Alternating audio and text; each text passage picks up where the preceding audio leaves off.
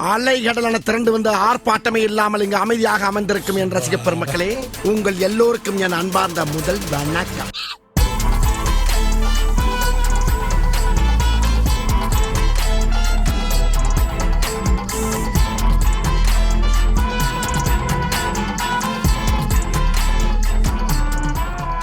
சரி, அப்புறம் ஒரு வாட்டி லைவ் டெமோ போயிடுவோமா? போகலாம் ப்ரோ. ட்ரிங் ட்ரிங்.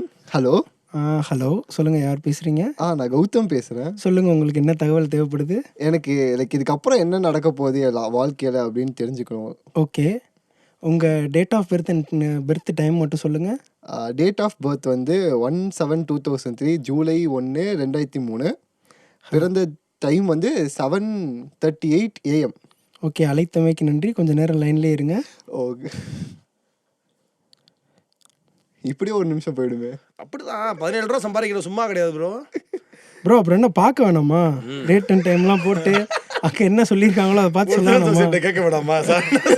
சார் இப்படிலாம் சொல்கிறாங்களே. தெரியல ப்ரோ, அவர் வந்து அந்த டேட் அண்ட் டைம் வச்சு உங்க ராசி நட்சத்திரம் எடுத்துருவாரு, அதை வச்சு தான் சொல்லுவார். அவ்வளோதான். இவருக்கு 10 ரூபா, அந்த ஜோசியருக்கு 7 ரூபா. ஒரு கணக்கு 17 ரூபா. ஆமாம், அது ஒரு ஜோசியரை ப்ரோ. இது உங்களுக்கு தெரியாதுல்ல, அவர் பார்க்குற வரைக்கும் நான் சொல்கிறேன். சில ஜோசியங்க வந்து ப்ரொமோஷன்லாம் இருப்பாங்கல்ல, அவங்களுக்கு சில பேர் மீட் பண்ணுறதுக்கு ஒரு நிமிஷத்துக்கு 60 ரூபா. 60 ரூபா வரையும் நாங்கள் அண்ணனை வந்து நாங்கள் ஒரு 40 ரூபா வரையுமாவது போங்க, அந்த அளவுக்காவது போங்கன்ற மாதிரி சொல்லிட்டு இருந்தோம். வளர்த்து விட்டுருவோம். அண்ணே, நீங்க வந்துட்டு மிரட்டார் ப்ரோ. வந்தது இவருக்காக ஒரு ஃபோன் வாங்கணும் ப்ரோ, ரேபிடோ ஓட்டுறேன். ரேட்டிங் கொடுக்கலாம், தெரியும்ல? ரேட்டிங் கொடுக்கலாம். அவங்க வந்து பார்த்துட்டு பர்சனலாக பயங்கரமாக கனெக்ட் ஆச்சுன்னு சொல்லி ரேட்டிங் கொடுக்கலாம். நாங்களே கொடுத்துருக்கோம். அண்ணன் வந்து தமிழ் பட சிவா மாதிரி ப்ரோ, எல்லா வேலையுமே பார்த்துருக்கேன் ப்ரோ. நான் இப்போது ஸ்பெசிஃபிக் இப்படி நான் கொஞ்சம் ஜென்ரலாக சொன்னால் நிறையா சொல்கிற மாதிரி இருக்கும். நீங்கள் ஸ்பெசிஃபிக்காக ஏதாவது ஒரு விஷயத்தை பற்றி கேட்டிங்கன்னா கொஞ்சம் ஈஸியாக முடிச்சுக்கலாம். நீங்கள் ஜோசியரான்னு கேட்டுறாதீங்க, வேறு ஏதாவது கேளுங்க. சரி, என் லைஃப் இதுக்கப்புறம் கெரியர் வைஸ் எப்படி போகும்? Career wise okay bro. ஐயோ, அது என் லிஸ்ட்டில் இல்லையே. கெரியர் வைஸ் எப்படி போகும் அப்படின்னு கேட்குறாரு. கேளுங்க. கேட்டுட்டேன். ஒரு நிமிஷம் ப்ரோ, அதை பார்க்க வேணாமா? கொஞ்சம் வெயிட் பண்ணுங்க. நீங்கள் போகிறப்ப ரேட்டிங் கொடுக்காம போகக்கூடாது கௌதம். நானே பார்த்துக்க வேணாம். ரேட்டிங் கொடுக்காம போகக்கூடாது. இருங்க ப்ரோ. ரேட்டிங் கொடுத்துடலாம் ப்ரோ. உங்களுக்கு கொஞ்சம் பேசிக்காகவே சின்ன வயசுலேருந்து இந்த ஸ்போர்ட்ஸ்லலாம் கொஞ்சம் இன்ட்ரெஸ்ட் இருந்திருக்க வாய்ப்பு இருக்குது. பட் ஆனால் அது உங்களால் எதுவுமே வந்துட்டு உங்களுக்கு இன்ட்ரெஸ்ட் இருந்த அளவுக்கு நீங்கள் அதை ட்ரை கூட பண்ணியிருந்திருக்க முடியாது. உங்களுக்கு இருந்திருக்கும், கண்டிப்பாக இருந்திருக்கும். ஆனால் நீங்கள் அதை ட்ரை கூட பண்ணியிருந்திருக்க வாய்ப்பு இல்லை அப்படின்னு நான் சொல்கிறேன். நீங்கள் தான் சொல்லுங்கள். பேசிக்காகவே வந்துட்டு ஈஸியாக டக்குன்னு டிசிஷன்ஸ் மேக் பண்ணிடுவீங்க. முடிவு வந்து வேகமாக எடுத்துருவீங்க. அதை நினச்சி டக்குன்னு கட் பண்ணிவிடுவேண்ணா. இல்லை, எது கால் சொல்கிறீங்களா? அது கட் பண்ணிங்கன்னா கொஞ்சம் நல்லாயிருக்கும்.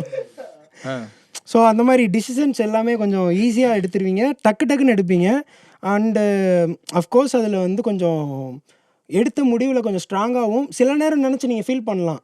அதாவது உங்களுக்கு வந்து ஆப்போனண்ட், உங்களுக்கு எதிரின்னு சொல்லணும்னா அது நீங்களாக தான் இருப்பீங்க. ஸோ வேறு யாருமே கண்டிப்பாக வெளிலேருந்து யாரும் வந்து எதுவும் செய்யணும்லாம் அவசியம் இல்லை. நானே செஞ்சு உங்களுக்கு அப்படி இருந்தால் அது நீங்களாக தான் அதோட கோர் பாயிண்ட் நீங்கள் யோசிச்சு பார்த்தீங்கன்னா அது நீங்களாக தான் இழுத்துக்கிட்டதாக இருக்கும். மற்றபடி ரொம்ப வந்துட்டு ஒரு மாதிரி உங்களுக்கெல்லாம் மோட்டிவேஷன்லாம் வெளியிலேருந்து யாரும் கொடுக்கணும்னு அவசியம் இல்லை. நீங்களே 4 பேருக்கு ஒரு மோட்டிவேஷன் கொடுக்குற அளவுக்கு உங்கள்கிட்டயே கொஞ்சம் ஸ்டஃப் இருக்கும். ஸோ அப்படி ஒரு ஆளாக தான் இருப்பீங்க. ஸோ இது சொன்ன வரைக்கும் ஏதோ ஒரு 4 இது மட்டும் முடிச்சு விட்ருங்க. எனக்கு அரேஞ்ச் மேரேஜா லவ் மேரேஜா மட்டும் எல்லாரும் கேட்குற கேள்வி தான்.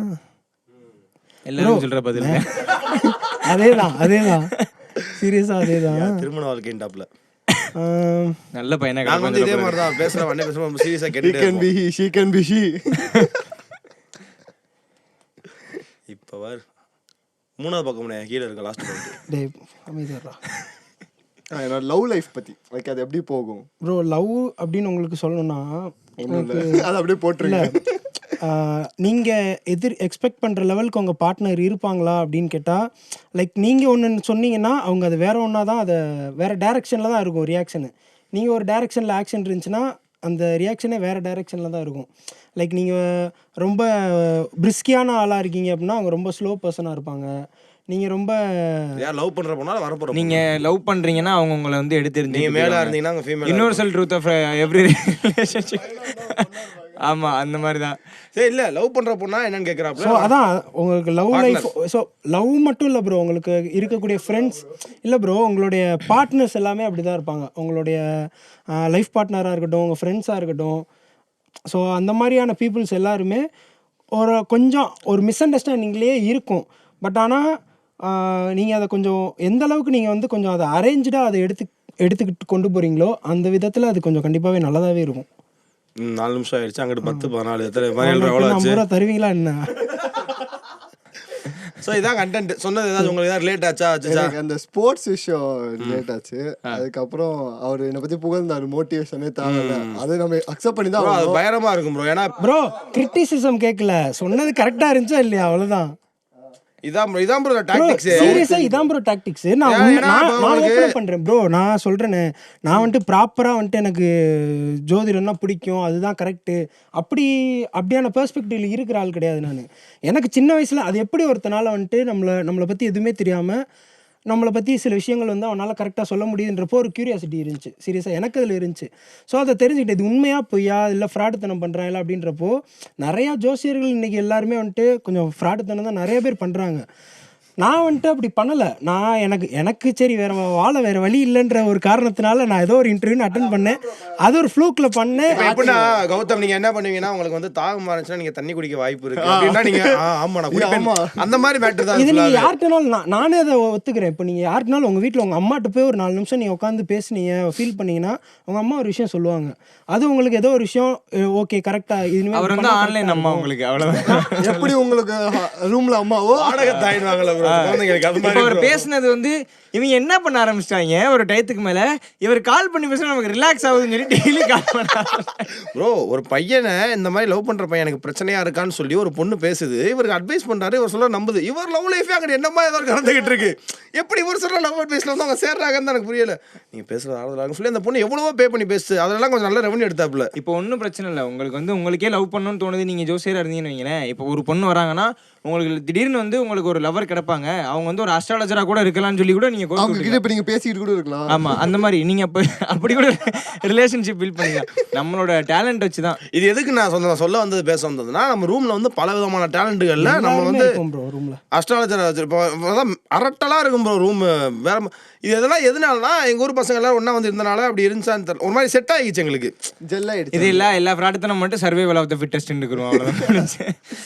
எப்படியும் கடைசியில கையில காசு வருதா, அதாவது ரொம்ப வாழ்க்கை. அதுமே நிறைய ஏமாந்துச்சு, அதுலயும் காசு எங்க ப்ரோ. ஆமா, இதுல ஒரு சில பேர்லாம் வந்துட்டு ஒரு 300 ரூபா போட்டா போதும், கொஞ்ச நேரத்துல அவங்க வந்துட்டு 4 போட்டோ அவங்களுக்கு ஷேர் பண்ணணும், 1500 ரூபா திருப்பி நம்மளுக்கு. ப்ரோ நான் தான் பண்ணேன் அது. நான் என்ன பண்ணேன், இது என்னடா காசுக்கு வருமானத்துக்கு என்ன பண்றேன்னு தெரியாம திடீர்னு வாட்ஸ்அப்ல ஒரு மெசேஜ் வரும். என் போனை ஹேக் பண்ணி எடுக்கிற அளவுக்கு அதுல ஒண்ணுமே கிடையாது. எடுத்தா என் போட்டோ நான் எடுப்பேன், அதை வச்சு என்ன பண்ணுவேன், எதுவும் பண்ணினா காமிப்பேன், நல்லா இருக்கான்னு பாப்பேன், எடிட் நல்லா இருக்கான்னு பாப்போம் தான் சொல்லுவேன் நான். அது என்ன இருக்கும்னா, இந்த லிங்கை வந்து பார்த்தீங்கன்னா டெலிகிராம் சேனலில் வந்து ஜாயின் பண்ணிங்கன்னா உங்களுக்கு ஸ்பாட் பேமெண்ட்டை வந்து ஒரு 300 தருவா பண்ணுவான். சேனு போவே 300 ரூபா அனுப்பிச்சிடுவான். அனுப்பிச்சதுக்கப்புறம் அந்த ஸ்டார் ஹோட்டல்ஸ்லாம் இருக்குல்ல, ரிவ்யூலாம் நீங்கள் பார்த்து ஸ்டார் ஹோட்டலில் சாப்பிட போகிறீங்கன்னா அது எல்லாமே மோஸ்ட்லி ஃபேக் ரிவ்யூஸ். எதனால சொல்கிறேன்னா, அந்த அவங்க சொல்கிற ஹோட்டலுக்கு நம்ம ரிவ்யூ கொடுத்து ஸ்க்ரீன்ஷாட் எடுத்து அனுப்பினோம்னா எனக்கு 35 ரிவ்யூஸ் தருவான் ஒரு ரிவ்யூக்கு. அது மாதிரி நான் ஒரு 10 ஹோட்டலுக்கு பண்ணுவேன். 10 ஹோட்டல் பண்ணதுக்கப்புறம் நான் என்ன பண்ணேன், 350 ரூபா 400 ரூபா ஒரு நாளைக்கு மட்டுமே ஒரு 300 ஏர்ன் பண்ண ஆரம்பிச்சது. அவன் என்ன பண்ணுவான், அதுக்கு ஒரு செக் வைப்பான். நீங்கள் 8000 போட்டிங்கன்னா 8500 நாங்கள் தருவோம், 5000 போட்டிங்கன்னா நம்ம 1000 ரூபாலேருந்தே அவன்கிட்ட வந்து இந்த 300 ரூபாய் நான் நின்றுக்கிட்டு இருக்கேன், நான் எப்படி காசு போடுவேன் அதில். நான் இல்லை ப்ரோ இதில் இன்ட்ரெஸ்ட் இல்லை அப்படின்னே, ப்ரோ இது வந்து நம்ம இப்படி பண்ணாமல் இருந்தீங்க உங்களுக்கு அந்த வேலை போயிடணும், எந்த வேலை இந்த ரிவ்யூ போடுற வேலை போயிடும், நம்மளை மிரட்டுவாங்க. போடா பொங்கல்னோம்னா அடுத்த நாள் முடிஞ்சு போச்சு. இவன் போயிடுவேன். இன்னொருத்தன் வருவேன், இன்ஸ்டாகிராமில் வந்து செலிபிரிட்டிஸ்லாம் இருக்காங்க, அவங்களுக்கு வர லைக்ஸ்லாம் ஃபேக்கு. அது எப்படின்னா, இதே மாதிரி ஒரு ஏஜென்சி அதில் பே கொடுத்துட்றாங்க. அவங்க என்ன பண்ணுவாங்க, நம்ம அந்த ப்ரொஃபைலில் வந்து லைக் பண்ணி ஃபாலோ பண்ணி ஸ்க்ரீன்ஷாட் எடுத்து அனுப்பணும்னா 35 ரூபா ஒரு ப்ரொஃபைலுக்கு.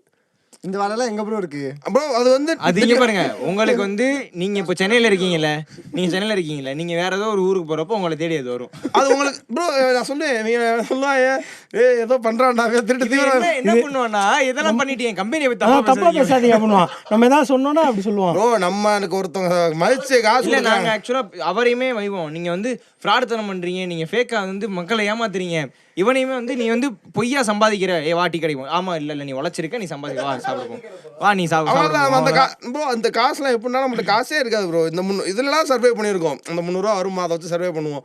நம்மளுக்கு வருத்தமாக இருக்கும், என்னடா நீ இந்த வேலை போச்சுன்னா கவலைப்பட மாட்டோம், அடுத்து விடிஞ்சா புதுசாக வருவேன்.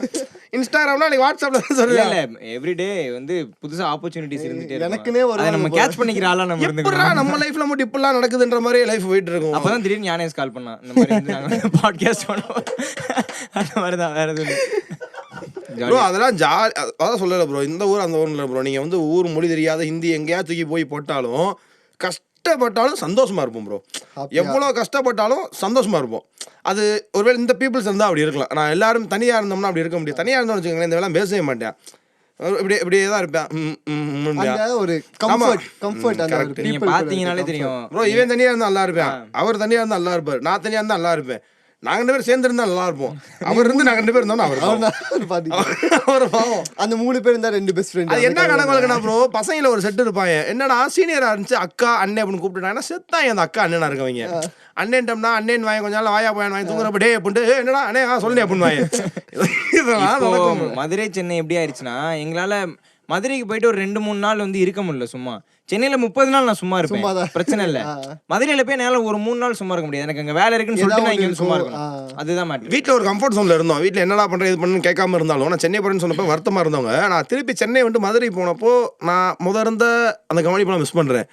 முதல் போனப்போ ஐயா வாயா என்னையா நீ என்னையா அப்படி ஐயோ அப்படின்றவங்க, 2 துணி கொண்டு வந்திருக்கியா இதையும் துவைக்கணுமா? ஆமாமா, நாங்களாவது துவைக்க போட்டுருவோம். தலைவர் வந்து மொத்தமா ஒரு மூட்டையை கட்டி வீட்டுக்கு கொண்டு போய் 3000 ரூபாய்க்கு ஒரு டப்பா வச்சிருக்காங்க. அதில் போட்டு துவைக்கிறதுக்கு கையை விட்டு சுத்துறதுக்கு பஸ் டிக்கெட் எடுத்து மதுரைக்கு போயிட்டு வந்துடலாம்.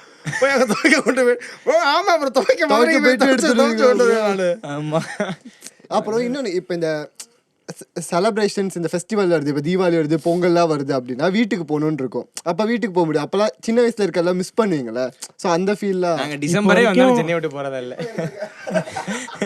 ப்ரோ. என்ன மேட்டர்னா நல்லா இருக்கும் ப்ரோ. எனக்கு அதெல்லாம் பழகின விஷயங்களா இருக்கா. எனக்கு என்ன இது சொல்ற ஒரு மாதிரி இருந்தாலும் எனக்கு என்ன விஷயம்னா, ஃப்ளட்ல இருக்கப்ப சென்னையில் இருக்கணும், சுனாமி வந்தோம்னா அப்ப சென்னையில இருக்கணும். அந்த சர்வைவல் எப்படி ப்ரோ? இல்லை எனக்கு புரியல ப்ரோ. உலகமே அழியணும், நான் சென்னையில் இருக்கணும். இல்லை வந்து இன்னும் ஒரு 1 year ஆகலையா, அந்த ஒரு எக்ஸ்பெக்டேஷன் உண்மையிலே எல்லாரும் இருக்கும். சரி இந்த வருஷம் எப்படி இருக்குன்னு தான் பார்ப்போம். டிசம்பர் எப்படா இருக்கு சென்னைன்னு நீங்க பாயிண்ட் ஆஃப் வியூல சென்னைனா என்னன்னு பார்த்து வந்தீங்க அப்படின்னு கேட்டாங்களா? எனக்கு சென்னைனா டிசம்பர் என்ன வேலை, ஹெலிகாப்டர் வருமா, பார்சல் போடுவாங்களா? ஏன்னா நம்ம சோறு கஷ்டப்படுவோம், நம்மளுக்கு புதுசு கிடையாது. பக்கத்தில் இருக்க வீணா ஐயோ அம்மான் வாங்க நம்மள கிடையாது, வா கொடுத்துட்டு போயிட்டா சாப்பிட்றேன், ஆன்லைனில் ஜாப் வச்சிருக்கேன் 300 ரூபா சம்பாதிக்கலாம் இப்படி பணம் போட்டிருவோம். ஓ அப்போ வந்தாதான் நான் டாப்பு அப்படின்றது. அதான் எனக்கு அதெல்லாம் உண்மையிலே ஆசை ப்ரோ. ஆசைன்னு சொல்ல முடியாது. இப்போ இருந்தா இப்போ இருக்கும்ல. ஆரியனை சமைக்கவே வேணாம்ல, பார்சலாக இருக்கும்ல, அதுவே வந்து விடும். அதெல்லாம் மேலே இருக்கவன் பார்த்துப்பா. அதெல்லாம் உண்மையிலே வீடியோஸ்லாம் பார்க்குறப்ப என்ன அவ்வளோ கஷ்டன்றாங்க அப்படின்னு தோணுச்சு எனக்கு. ஆக்சுவலாக என் ஃப்ரெண்ட்லாம் வந்தப்போ என்ன எல்லாரும் ஒன்றா இருக்காங்க, மாடி இருக்காங்க, வேலைக்கு போனவங்க எதுவும் பண்ண வேணாம்னு தோணுச்சு. தெரில இந்த வந்து ஒரு நம்மளுக்கு சொல்லுவாங்கள்ல நமக்கு பட்டாதான் தெரியுவாங்களா, அது மாதிரி. இந்த ஒரு விஷயம் கேட்கணும், ஜல்லிக்கட்டை நான் மிஸ் பண்ணிட்டேன். இந்த ஜல்லிக்கட்டுன்ற ஒரு விஷயம் இருக்குல்ல, ஸோ அந்த ஜல்லிக்கட்டு வந்து அங்கே நடக்குதுங்களா நடக்கிறதானே தெரியல ப்ரோ. இது நீங்கள் ஜல்லிக்கட்டு கேட்டனால சொல்கிறேன். மதுரையில் பசங்க இருக்காங்களா, மதுரை பசங்க ராவான மதுரை பசங்கள்லேருந்து நாங்களே எவால்வ் ஆனவங்க தான். நாங்கள் அந்த பேஸ்லேருந்து ஒரு தட்டு மேலே வந்துட்டோம். ஆக்சுவலாக ஏன் ஜல்லிக்கட்டை பற்றி பேச தெரியும், பார்க்க தெரியும். எங்களுக்கு போய் நெருங்கி காலையோட இருந்தனாலும் எங்களுக்கு அந்த சோர்ஸ் அந்த கல்ச்சரோட ரொம்ப ஒட்டி வாழ்ந்ததெல்லாம் கிடையாது. ஏன்னா நம்ம வீட்டில் யார் வீட்லேயும் எனக்கு ஊரில் அதெல்லாம் இருந்தாங்க, கல்ச்சரோட வளர்ந்தோம், கல்ச்சரோட வாழலை.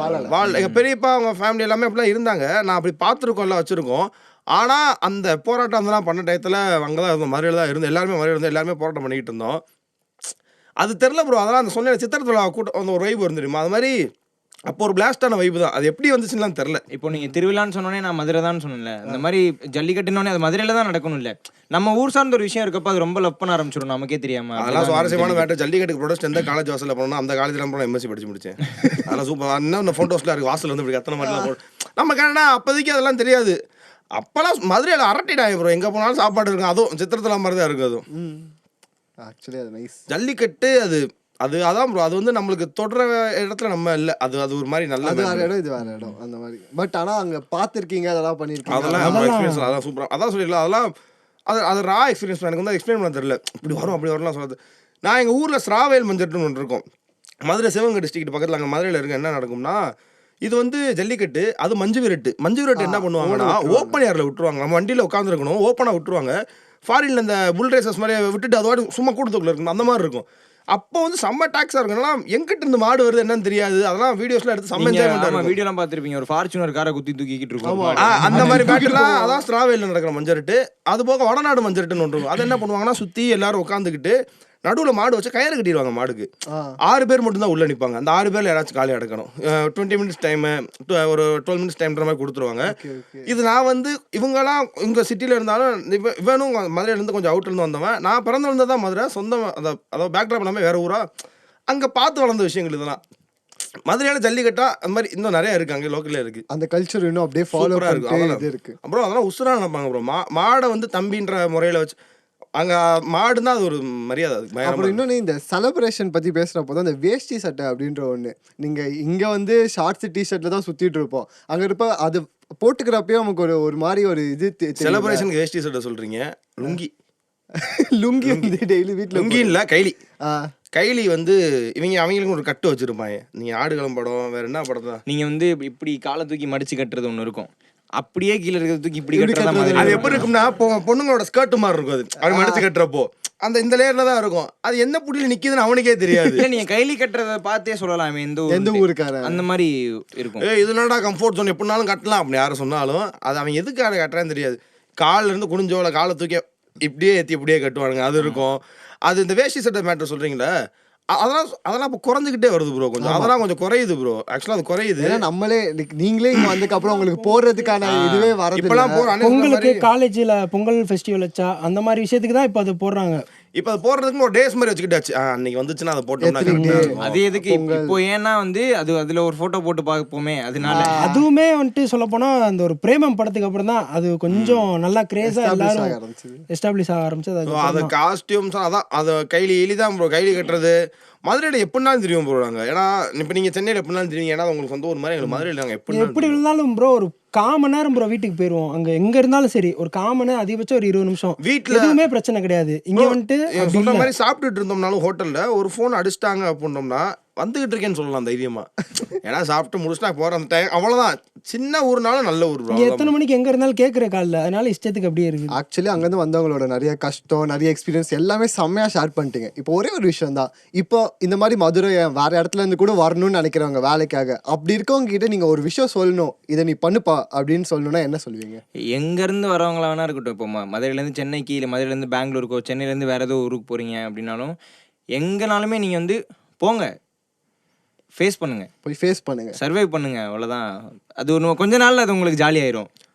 இது மதுரை வந்து அப்படிலாம் பேசுகிறவங்க வரவங்க வாங்க வந்துட்டு என் ஊர் தான் என் இடம் தான் அப்படிலாம் பேசுகிறதா எப்படின்னா கேஸ்ட் மாதிரி தான். இதுவுமே ஒரு விஷயத்து மேலே நம்மளுக்கு வந்து ஒரு ஆசை, ஒரு சின்னதாக வந்து எனக்கு மதுரை பிடிக்கும்னு சொல்லலாம். ஊர் பிடிக்காதுன்னு யாரையும் சொல்லக்கூடாது. என் ஊர் பெருசுன்னு சொல்லலாம், ஒவ்வொரு சிறுசுன்னு யாரையும் சொல்லிடக்கூடாது. அதான் எல்லாமே ஒரு அன்பு லெவல்னு ஒன்று இருக்குது. அது வெறியாக மறையக்கூடாது. ஜாதியுமே சரி, பிடிச்சிருந்துச்சுனே வச்சுக்க, நீ மற்றவங்க வந்து பேசக்கூடாது. நான் வச்சுக்கிறேன், நீ அதை வந்து அவன் சொல்லணும்னு கூட எக்ஸ்ப்ளோரே பண்ணக்கூடாது. நீ உனக்கு வச்சுக்கிறீங்கன்னா நீ வச்சுக்க. எனக்கு மதுரை பிடிக்கும், சென்னை பிடிக்காதுன்னு இல்லை, அந்த மாதிரி தான். அப்படி இருந்துட்டிங்கன்னா வா. ஆனால் அந்த மைண்ட் செட்டோட வா. இங்கே வந்து நிறைய விஷயங்கள் கற்றுக்கலாம். அதனால் ஒன்று நீ அந்த கூட்டிலேருந்து வெளியே வந்தீங்கன்னா ஒரு பெரிய காடையே பார்க்கலாம். அதுக்கு சென்னை வந்தோம்னா நீ என்னென்னு கற்றுக்கு, நீ யாருன்றதை தெரிஞ்சுக்குவ. குறைன்றது கண்டுபிடிக்கணும் சொல்லணும் அப்படின்னா சொல்லிட்டே இருக்கலாம் ப்ரோ. எதுனாலும் சொல்லிட்டே இருக்கலாம். எங்கே போனாலும் பிரச்சனைன்றது இருக்க தான் செய்யும். அதை நம்ம ஃபேஸ் பண்ணி எப்படி நம்ம அங்கேருந்து அடுத்த நகர்றோன்றதுல தான் இருக்குது. ஸோ என்ன பண்ணணும்னு நினைக்கிறோமோ அது எங்கேருந்து, அப்போ மதுரையிலேருந்து பண்ணணும்னு நினச்சா பண்ணலாம். ஏன் சென்னை வரணும்னா இங்கே ஆப்பர்ச்சுனிட்டிஸ் நிறையா இருக்குது, எக்ஸ்ப்ளோர் பண்ணுறதுக்கு சில விஷயங்கள் இருக்குது. ஸோ அப்போ எங்கே இருக்கணும்னு நினைக்கிறீங்களோ அங்கே போங்க, அங்கே அதை ஃபேஸ் பண்ணுங்கள். அதை முடிஞ்ச அளவுக்கு அதை வந்துட்டு என்ன சொல்கிறது, நேற்றுக்கு விட இன்றைக்கி கொஞ்சம் எந்த அளவுக்கு முன்னாடி இருக்கும் அப்படின்றது தான் முக்கியம். ஸோ அதை முடிஞ்ச அளவுக்கு அட்டைன் பண்ணிட்டே இருங்க, அவ்வளோதான். ஸோ இது மாதிரி தான் ஒரு காயினுக்கு எப்படி 2 சைடு, லைக் ப்ரோஸ் இருக்குது, கான்ஸ் இருக்குது, நல்லது இருக்குது, கெட்டது இருக்கோ, அதே மாதிரி தான் எல்லா இடத்துக்கும். ஸோ இந்த இடத்துக்கு வந்தீங்கன்னா கண்டிப்பாக வளர்வீங்க, அதுக்கு நிறைய தடையும் வரும். ஸோ அத்தனை தடையெல்லாம் தாண்டி இப்போ வளர்ந்துட்டு இருக்க 3 பேருக்கும் வந்து ரொம்ப நன்றி. தேங்க்யூ ஸோ மச் இந்த பாட்காஸ்ட் வந்ததுக்கு. நன்றி. ரொம்ப ரொம்ப ரொம்ப நன்றி ப்ரோ.